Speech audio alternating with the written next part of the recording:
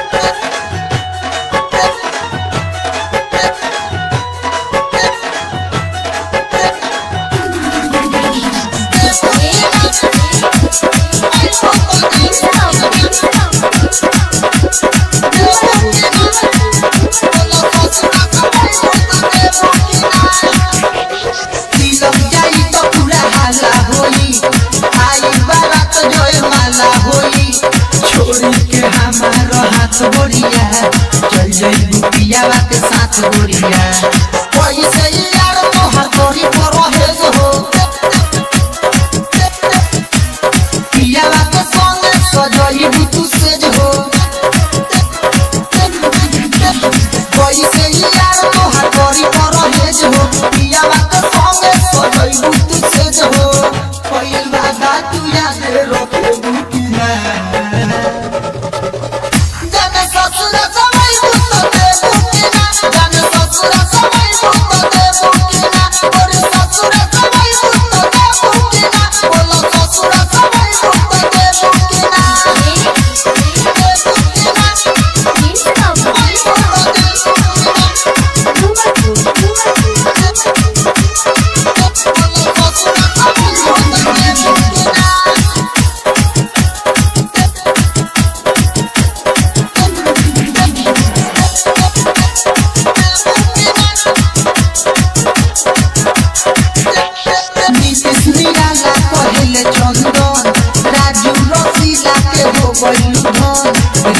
अमित गोरिया गोपाल से पीड़ित गोरिया फसल है और हनी में जहिया क्लिप हो सब खेला देख ले डीजे पर दीप हो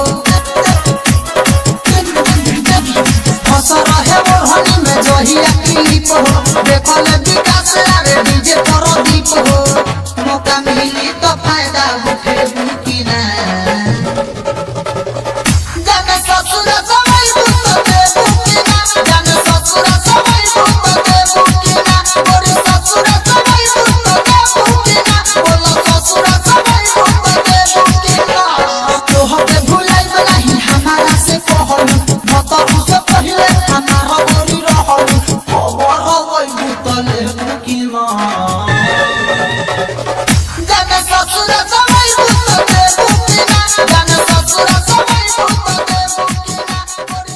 MK Swasi Entertainment. MK Swasi Entertainment.